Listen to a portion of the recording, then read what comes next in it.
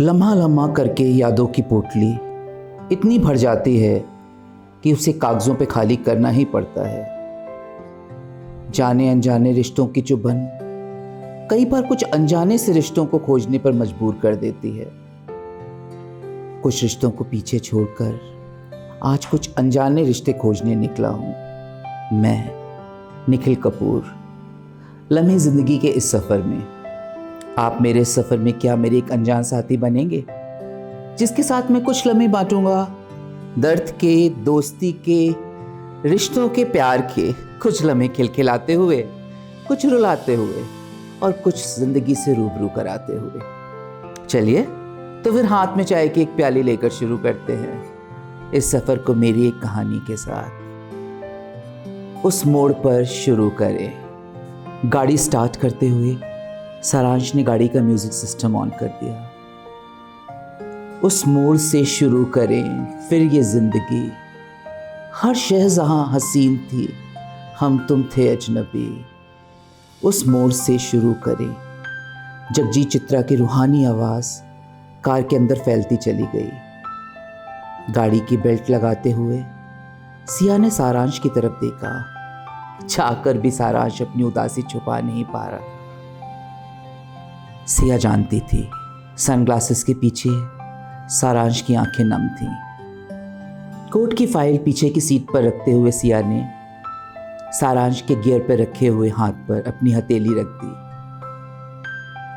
लेकर चले थे हम जिन्हें जन्नत के ख्वाब थे, फूलों के ख्वाब थे वो, मोहब्बत के ख्वाब थे। सिया ने सारांश की हथेली को जरा सा दबाते हुए कहा। सारांश ने गियर बदलते हुए कहा, यह जरूरी तो नहीं कि हर ख्वाब की तस्लीम वैसी ही हो जैसे हमने सोची थी। सिया की आवाज में एक ठहराव था। मगर ख्वाब ऐसे टूटेगा ये तो कभी भी नहीं सोचा था ना। सारांश ने सिया की तरफ देखते हुए कहा। तुम बहुत सेंसिटिव हो रहे हो। कुछ नहीं टूटा है। रिश्तों के नाम बदलने से रिश्ते तो नहीं बदलते। हम आज भी उतने ही अच्छे दोस्त हैं जितने आज से 5 साल पहले थे। इंडिया गेट से सारांश ने गाड़ी सुंदर नगर की तरफ मोड़ ली। सिया उसे देखती जा रही थी, लेकिन कहाँ है उनमें वो पहले सी दिलकशी। जगजीत सिंह के साथ सारांश भी गुनगुनाने लगा था। प्लीज यार ऐसे रिएक्ट मत कर, नहीं तो मैं इस गिल्ड से कभी भी बाहर नहीं आ पाऊंगी। सिया की आवाज हल्की सी लड़खड़ा गई थी।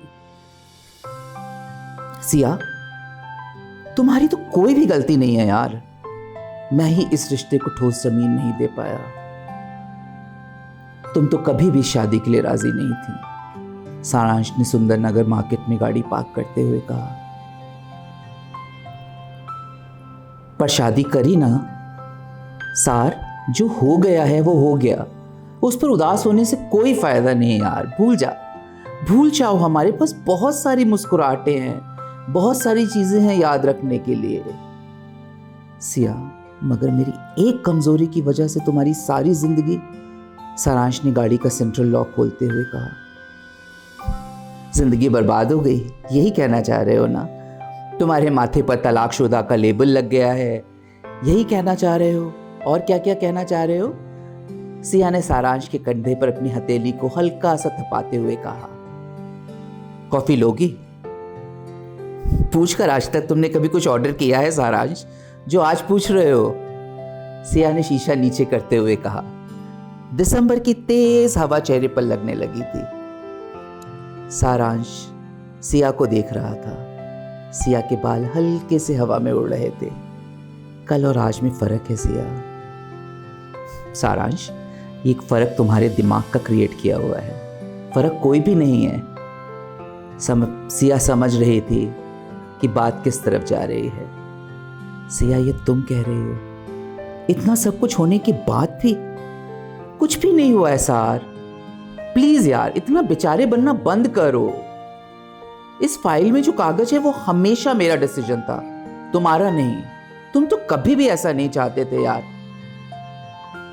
मगर जो कुछ हुआ वो गलत हुआ ना, सारांश ने सिया से कहा। सार, जिंदगी में सही गलत कुछ भी नहीं होता, सही में कुछ भी नहीं होता। जिंदगी में जिस मोड़ पर मुड़ लिए उस मोड़ से वापसी नहीं होती। हमें उसी रास्ते पर आगे बढ़कर अपनी नई मंजिल खोलनी पड़ती है। कॉफी का मग सारांश को पकड़ाते हुए सिया बोली, रहते थे हम जहां हंसी ख्वाबों की भीड़ में, उलझे हुए हैं आज ख्यालों की भीड़ में। जगजीत सिंह की गजल सल दोबारा शुरू हो चुकी थी। कॉफी की भाप चेहरे पर बहुत सुकून दे रही थी। बीच में बने पार्क में से एक कपल अपने पोमेरियन को लेकर बाहर निकला। वो शायद पोमेरियन को टहलाकर निकले थे। दोनों के बीच में कोई बहस चल रही थी और आवाजें बहुत ऊंची हुई थी। सिया, देखो इनके बीच भी तो तकरार हो रही है, हमारी तरह ये कहीं, सारांश ने लगभग बुदबुदाते हुए कहा। स्टॉप इट सारांश, प्लीज स्टॉप इट। हर रिश्ते अच्छे या बुरे में अपने रिश्ते को मत खोज, ये खोजना तुम्हें खालीपन और दर्द ही देगा। और सुन, हमारे बीच में कुछ भी नहीं खत्म हुआ है, सही में कुछ नहीं खत्म हुआ है। सिया ने कॉफी का एक लंबा घूंट भरा। रहते थे हम जहां हंसी ख्यालों की भीड़ में, उलझे हुए हैं आज सवालों की भीड़ में। आने लगी है याद वो फुर्सत की हर घड़ी, उस मोड़ से शुरू करें फिर ये जिंदगी। सिया ने चित्रा जी की गजल गुनगुनाते हुए सारांश के कंधे पर सिर टिका दिया। हवा से उठते हुए कुछ बाल सारांश के होंठों पर जा फैले। कांपती उंगलियों से सारांश ने बालों को हटाकर अपने होंठों को हल्के से बीचा, जैसे इस लम्हे को वो अपनी हलक से नीचे दिल तक उतारना चाह रहा हो। सिया,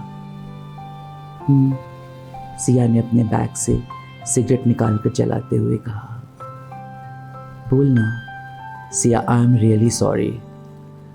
सारांश सिया को देखते हुए बोला, डोंट बी स्टूपिड सारांश, डोंट बी स्टूपिड। कागज के इस पन्ने के लिए सॉरी? उन खूबसूरत लम्हों का क्या जो हमने अपने दिल में सहेजे हुए हैं? मगर उन सारी खूबसूरत यादों का ऐसा अंत होना था। सारांश ने अपनी हथेली से धुआं उठाते हुए कहा। देखा, छूट गई ना 10 महीने में पुरानी आदतें। सारांश के चेहरे पर कुछ और धुआं उड़ाते हुए सिया खिलखिलाई। सारांश, जो लम्हा यादों का अंत बन रहा हो उसे याद बनने ही नहीं देना चाहिए। दस्तकों से रिश्ते बदलते नहीं, सिर्फ नाम बदलते हैं, और नाम तो अखबार में इश्तहार दे के भी बदले जा सकते हैं। फिर इस फाइल को लेके इतना परेशान होना मुझे समझ नहीं आता। मगर इस रिश्ते को नाम देने की जिद भी तो मेरी ही थी। सारांश ने धीरे से सिया के बालों को सहलाया। सिया सारांश को देखकर पुराने ख्यालों में खोती चली गई। सिया के बगल में लेटा हुआ सारांश बुदबुदाया। उसकी नंगी छाती पर अपनी बाहें रखते हुए सिया ने कहा, हर सैटरडे नाइट इसी तरह दोनों देर रात तक पार्टी करके आउट हो जाते थे और पलंग के पास जमीन पर दोनों के कपड़े ऐसे फैले हुए थे जैसे किसी ने बेहद जल्दी में उन्हें उतारा हो। सिया, यार कल फिर माँ का फोन आया था। तो सिया ने अपनी उंगलियां सारांश के छाती के बालों में उलझाते हुए कहा, तेरे को पता तो है यार सिया, बार बार क्या बताऊं। सारांश ने सिया के माथे पर अपने होंठ रखते हुए कहा। और तुम्हें भी पता है सारांश कि मेरा क्या जवाब होगा। सिया ने सारांश की छाती पर चुटकी मारते हुए कहा। सिया के चेहरे पर एक शरारती मुस्कुराहट थी। सिया यार देख, मस्ती मत कर, कभी तो सीरियस हो जाया करना। सारांश ने सिया की तरफ करवट लेते हुए कहा। क्या सीरियस यार, तू कर लेना शादी। कितनी बार कह चुकी हूं मैं तेरे को, कितनी बार। सिया की उंगलियां सारांश के पेट के नीचे पहुंच चुकी थी। सिया, पर किससे शादी कर लूं यार? सारांश ने सिया का हाथ पकड़कर अपनी हथेली से दबाते हुए कहा। मुझसे तो नहीं, किसी और से करनी पड़ेगी अगर शादी करनी है तो, सिया ने उठकर बैठते हुए कहा। सिया के बदन पर इस समय चादर के अलावा कुछ भी नहीं था। सिया यार, कभी तो सीरियस हो जाया कर यार, कभी सीरियस नहीं हो सकती तू? सारांश ने अपनी कोहनी के बल उठते हुए कहा। सार, और कैसे सीरियस होके कहूँ? आंखों में आंसू भर के, गम में डूब के, जाओ सारांश, किसी से भी शादी कर लो, सिया ने एक्टिंग करते हुए कहा। सिया यार, फिर शुरू हो गई ना तू? ऑनेस्टली सारांश, तुम्हें पता है कि मैं शादी नहीं करूंगी, तुमसे भी नहीं, किसी से भी नहीं, मगर तुम्हारे शादी करने से मुझे कोई फर्क नहीं पड़ता। इस बात को तुम क्यों नहीं समझते हो? मैं इस बात का तुमसे वादा कर रही हूं, हम हमेशा दोस्त रहेंगे, बहुत अच्छे दोस्त, बहुत करीबी दोस्त। सारांश की गाल पर होंठ लगते हुए सिया बोली। सिया, मगर ऐसे नहीं चलती है जिंदगी यार। तेरे को लगता है जिंदगी ऐसे चलती है? हर रिश्ते को कोई ना कोई नाम देना जरूरी होता है इस समाज में। बिना नाम के रिश्ते सिर्फ दर्द और पछतावा ही देते हैं। सारांश, नाम के रिश्तों का बोझ बहुत छोड़ चुकी हूं मैं, अब मुझे कोई फर्क नहीं पड़ता। जरूरी रिश्ता होता है, नाम नहीं। ये बात मैं बहुत अच्छी तरह समझ चुकी हूं। सिया ने साइड टेबल से सिगरेट का पैकेट उठाते हुए कहा। सिया, मैं नहीं रह सकता तेरे बिना, तू ये बात अच्छी तरह जानती है। सारांश ने भी सिगरेट जला ली थी। अरे यार, मगर मैं जा कहाँ रही हूँ? कहीं भी नहीं, हमेशा यही हूँ, तुम्हारे पास, तुम्हारे लिए, मगर बगैर शादी के। सार, मुझे कोई दिक्कत भी नहीं तुम्हारे किसी और के साथ शादी करने से, रहने से। मैं समझती हूं तेरे ऊपर यार कितना प्रेशर है घर का। सिया ने हवा में धुएं के छल्ले उड़ाते हुए कहा। मगर सिया, शादी के बाद हम ऐसे ही रहेंगे यार, अगर तुम्हें और तुम्हारी आने वाली खातून को कोई परेशानी ना हो। सिया ने सारांश के बालों से खेलते हुए कहा। सिया, मगर क्या ये सही होगा? सारांश ने अपने सिर को सिया के कंधे पर टिकाते हुए कहा। सारांश देख, अगर ज़माने की नज़रों से जिएगा तो नहीं, अगर आने वाला तुम्हें मेरे साथ करने में शेर कोई एतराज़ ना करे तो हाँ। एक और बात, ज़माने की नज़रों में जैसे भी जियोगे, जिस तरह भी जियोगे, कहीं ना कहीं गलत तो ठहरा ही जाओगे। मगर यार, मेरा परिवार, माय फैमिली, सारांश ने आंखें बंद करते हुए कहा। बात एक ही है, ज़माना हो या परिवार, दोनों बेड़ियां एक जैसी ही होती हैं, बहुत सारा सा फर्क होता है दोनों में। सिया ने साइड टेबल पर रखी एस्ट्रे में अपनी सिगरेट बुझाते हुए कहा, और उसके बाद उसने सारांश के माथे को धीमे से चूम लिया। Siya, I really can't decide. सारांश की आंखें अभी भी बंद थीं। सार, सिर्फ अपने बारे में सोचो, मुझे बिना इन्वॉल्व किए हुए। सिर्फ ये जिंदगी तुम्हारी है, तुम्हारी अपनी जिंदगी का सवाल है, खाली मेरी कैसे सिया? इसमें बहुत लोग इन्वॉल्व हैं। और पता है तुम क्या कर रहे हो? दूसरों को खुश करने की कोशिश में तुम खुद भी कभी खुश नहीं रह पाओगे। सिया ने सारांश की गालों पर हाथ फेरते हुए कहा। सारांश, सच्चाई यही है, दूसरों को खुश करने में जिंदगी नाराज, जिंदगी में खुश रहो तो दूसरे नाराज। और जो इस सच्चाई को नहीं मानता, नकारता है, वो महज झूठ बोलता है। सिया ने दूसरी सिगरेट जलाते हुए कहा। मगर सिया, मैं तुम्हारे बगैर नहीं जी सकता, बात समझ। सारांश यार, बी प्रैक्टिकल, हम सब ऐसे ही जीते हैं, किसी ना किसी के साथ और किसी ना किसी के बगैर, मगर जीते हम सब हैं ना। सिया ने सारांश के होंठों पर अपने होंठ रखते हुए कहा। सारांश ने खींचकर सिया को अपने आगोश में भर लिया। एस्ट्रे में सिगरेट धीमे धीमे सुलग रही थी और बात हर बार की तरह अधूरी रह गई। वैसे ही बहुत कम बातें होती हैं जो पूरी होती हैं, हर बात अधूरी ही शुरू होती है और शायद अधूरी ही दफन हो जाती है। माँ, मैं 16 को लखनऊ पहुंचकर कॉल करती हूँ, लेट्स सी बुकिंग किस होटल में मिलती है। सिया ने रेस्टोरेंट के मेनू कार्ड को देखते हुए कहा। मतलब तू इस बार भी घर नहीं रुकेगी? दूसरी तरफ निशा थी। माँ, हाँ यार, हर बात क्यों वही बात? आपको पता है ना मुझे घर पर घुटन होती है, और उस घर में तो अब मैं बिल्कुल भी नहीं रह सकती हूँ। सिया, अब भी माँ बाप हैं हम तुम्हारे, मिस करते हैं तुम्हें। माँ यार, मैं भी मिस करती हूँ आप दोनों को। फिर माँ, यार घर पर आप दोनों मेरे माँ बाप नहीं होते हो, दो अजनबी होते हो। आप दोनों इस तरह से रह सकते हो, दो अजनबियों की तरह। मैं नहीं रह सकती यार किसी अजनबी के साथ। रिया ने अपनी रेगुलर वाइन ऑर्डर करते हुए कहा। मगर मिलूंगी ना आपसे, आप दोनों से। सिया ने सिगरेट होंठों में दबाकर लाइटर जलाया। सही कह रही है, लंच में मुझसे मिलेगी और डिनर में अपने डैडी से। हाँ तो प्रॉब्लम क्या है मॉम? सिया ने वाइन का घूंट भरते हुए कहा। ना, कोई प्रॉब्लम नहीं है। निशा की आवाज में उल्हाना सा था। माँ, मुझे अपने मॉम डैड से मिलना है, किसी मिस्टर और मिसेस भंडारी से नहीं मिलना। और आप दोनों जब भी एक साथ होते हो ना, तो मेरे मॉम डैड कम और मिस्टर और मिसेस भंडारी ज्यादा होते हो। मेरे मॉम डैड तो कभी भी नहीं होते हो। सिया, सच कह रही हूँ माँ, प्लीज। मैं भूल जाना चाहती हूँ मिस्टर और मिसेस भंडारी को। सिर्फ और सिर्फ आप दोनों को, यानी अपने मॉम डैड को याद रखना चाहती हूँ। मगर आप ऐसा करने ही नहीं देती हो। मगर हम कब कह रहे हैं कि तुम हमें याद मत करो? हम भी तो यही चाहते हैं, गाहे बिगारे तुम कभी हमारे साथ भी कुछ दिन बिता लिया करो। दूसरी तरफ निशा की आवाज में एक उदासी थी।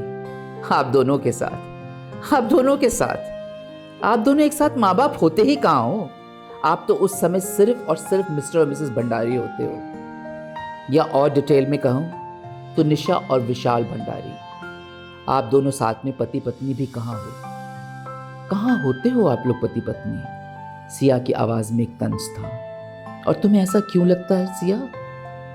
निशा ने दूसरी तरफ से कहा। ममा, कितनी बार तो बता चुकी हूँ, आप दोनों एक साथ भी मुझे अपने अपने हिसाब से जिंदगी जीना सिखाना चाहते थे। और आपकी जंग में पता है क्या हुआ? मैंने कब जिंदगी से बगावत करनी शुरू कर दी, मुझे खुद ही नहीं पता चला। सिया ने वेटर को ड्रिंक रिफिल करने के लिए कहा। मगर बेटा, हम दोनों तुम्हारा बुरा कब चाहते हैं? मामा, मैंने कब कहा कि आप बुरा चाहते थे? कोई माँ बाप कभी अपने बच्चों का बुरा नहीं चाहता। फिर तू ऐसे क्यों कह रही है? मगर आप दोनों ने कभी साथ बैठकर सोचा कि मेरे लिए अच्छा क्या है? आप दोनों की सक्सेस की इस लड़ाई में दोनों के पैरामीटर्स अच्छाई के बिल्कुल अलग हैं। और जैसे मैं कोई रस्सी थी जिसे दो लोग जीतने के लिए अपनी अपनी तरफ खींच रहे थे। इसलिए मुझे बहुत नफरत हो गई माँ, आप दोनों के तरीके से जीने की। नफरत हो गई है किसी भी अच्छाई को पूरा का पूरा अपनाने से। और देख लो ना मैं आज कहाँ हूँ, सक्सेसफुल बट लोनली। सिया ने सिगरेट का आखिरी कश खींचते हुए कहा। मगर बेटा, ये तो तुम्हारी चॉइस थी। हम तो हमेशा ही कह रहे थे सारांश से शादी कर लो। सही बात है माँ, और आपकी तरह एक घर में दो अजनबियों की तरह रहने लग जाऊं। रहने दे माँ, नहीं समझेंगी आप। अब शायद मैं आपको समझाना भी नहीं चाहती। एनीवेज, मेरे लिए प्लम केक बना लीजिएगा, मैं मिलती हूँ। ठीक है, अपना प्रोग्राम बताना, इंतजार रहेगा। निशा ने फोन डिस्कनेक्ट करते हुए कहा। सिया ने फोन रखकर वेटर को इशारा किया। कभी कभी अकेलापन भी कितना सुकून देता है। उसने लॉल के सबसे कोने वाली अकेली सीट ली थी। ये उसकी पसंदीदा जगह थी आने के लिए। मगर यहाँ वो हमेशा अकेली ही आती थी। वो चीज़ें सिर्फ खुद तक रहे तभी सुकून देती हैं, वरना वही यादों की भीड़। उसने सिर को झटका। उसने आज कुछ नहीं सोचना, वो जैसी है, जहाँ है, खुश है। उसकी खुशी सिर्फ उसकी अपनी थी, उधार ली हुई नहीं। फोन पर सारांश का व्हाट्सएप क्लिक हुआ। कुछ लिखा था, हार्ट्स का इमोजी। उसने मैसेज नहीं खोला। ये मिसिंग यू, लव यू के मैसेज उसे तनिक नहीं सुहाते। वो रिश्ते भी इतनी दूरियां बनाए रखना चाहती थी कि दूरियों के लिए जगह बची रहे। दूर होत के साथ साथ रहते हुए रिश्ते बहुत हीकते हैं। बड़ी मुश्किल से इस बू से वो अपने आप को अलग कर पाई थी। वेटर उसकी फेवरेट सुशी सर्व कर रहा था। कभी कभी बगैर मसाले की जिंदगी भी जायकेदार लगती है। कम से कम किसी मसाले के रेशियो के ऊपर नीचे होने का चांस तो नहीं होता। और सारांश को तो बगैर मसाले का खाना बिल्कुल भी नहीं पसंद। अब उसके और खाने के बीच में ये सारांश कहाँ से आ गया? क्यों नहीं समझ आ रहा उसको कि उससे अकेला रहना अच्छा लगता है। मगर ये दिमाग है कि बार बार सारांश। घर पहुंचते पहुंचते उस पर वाइन का सुरूर पूरी तरह चढ़ चुका था। उसने अपने सारे कपड़े उतार कर जमीन पर डाले और पलंग पर पड़ी सारांश की टी शर्ट पहनकर खर्राटे लेने लगी। फोन पर फिर सारांश का मैसेज ब्लिंक कर रहा था। सुबह 2 कप चाय केटल में डालकर उसने किचन से सारांश को आवाज लगाई, यार उठ भी जा, ऑफिस जाने में जब 15 मिनट रह जाएंगे तब उठेगा क्या। फोन पर सारांश का नया मैसेज ब्लिंक किया, 25 अनरेड मैसेज। पागल हो जाता है ये भी, समझ नहीं आता क्या चाहता है, खुद में बुदबुदाते हुए उसने कहा और व्हाट्सएप खोला। ओ शिट, इडियट, ये बात कल कॉल करके भी बता सकता था डफर। अब यार कैसे मैनेज करूं, टाइम भी कितना बचा है, 8 घंटे। 4 सालों के अनऑर्गेनाइज जिंदगी को वो कैसे इन 8 घंटों में ऑर्गेनाइज करेगी। हे भगवान, अंकल आंटी से मिलना अगर इतना ही मुश्किल है तो उनके साथ जिंदगी पर रहना तो कितना मुश्किल होगा। उसने अपने सिर को झटका देते हुए लीव एप्लीकेशन मेल करी। चारों तरफ सिया और सारांश धूप और छांव की तरह फैले हुए थे। धूप और छांव को वो कैसे अलग करे। उसने अपना भन्नाता हुआ माथा दोनों हथेलियों से दबाते हुए सोचा, किसकी अलमारी में कौन से कपड़े पड़े हैं ये तो उन दोनों को भी नहीं याद था। आए दिन सुबह ऑफिस के लिए तैयार होते समय इसी बात पर तो दोनों का झगड़ा होता था। उसकी ब्रा कहीं सारांश की शर्ट की तह में मिलती थी और उसकी पैंट की पॉकेट में सारांश का अंडरवियर, जिसको सवेरे सवेरे जमीन पर बिखेरे कपड़े जल्दी में बटेरते समय वो कहीं का कहीं रख देती थी और दोनों को इस बात का बिल्कुल भी इल्म नहीं होता था। उफ यार, ये रिश्ते और उनकी जिम्मेदारियां कभी सीख ही नहीं पाई वो, या शायद उसने कभी कोशिश ही नहीं करी। छोड़ यार, और भी गम है ज़माने में, जिंदगी में रिश्तों के सिवा। उसने अपने सिर को झटकते हुए अपने बेतरतीब फैले हुए सवालों को इकट्ठा करके सहेजा। शुरू कहाँ से करूं, हर जगह तो मौजूदगी इकट्ठी फैली हुई है।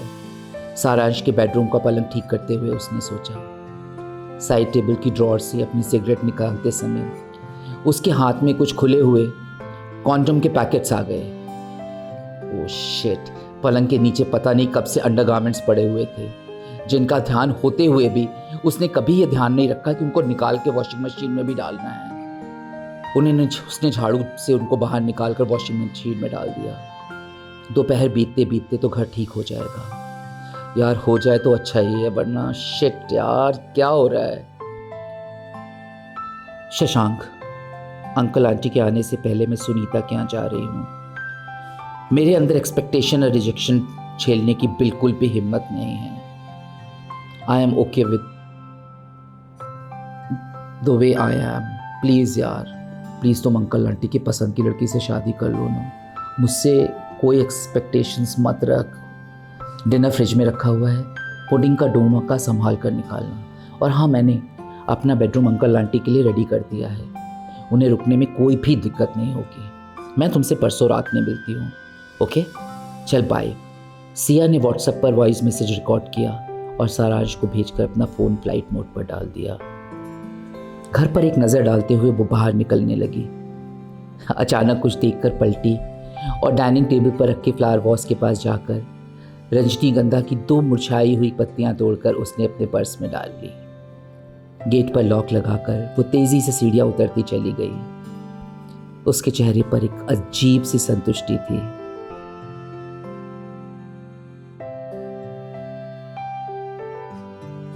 इडियट, गधी, पागल, घर से कोई ऐसे भागता है क्या?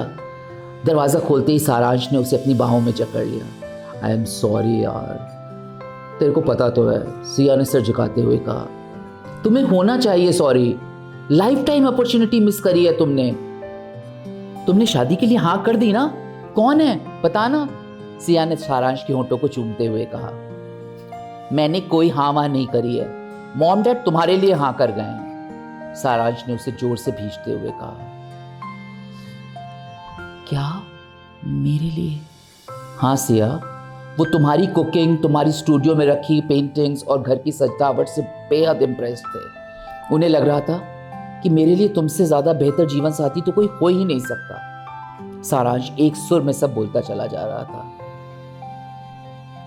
सारांश प्लीज सांस तो लेने दे, सिया ने सारांश को खुद से छुड़ाते हुए कहा। सांस तो पूरी जिंदगी लेंगे यार खुल के, सारांश ने उसके सोफे पर बैठते हुए कहा। सारांश तुम फिर सेंटी हो रहे हो। अंकल आंटी ने मुझे बस उतना ही जाना है जितना उन्होंने इन 2 दिनों में देखा, मगर क्या मैं उतनी ही सीमित होकर रह पाऊंगी?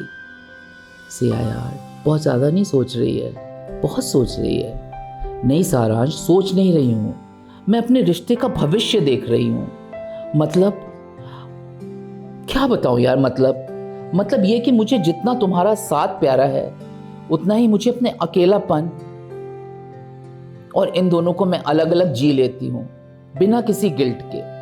मगर यार शादी के बाद क्या ऐसा हो पाएगा? क्या तुम मेरे अकेलेपन से कंफर्टेबल होगी? क्या तब मेरे अकेलेपन में हर समय तुम्हारे कदमों की कोई चाप नहीं होगी?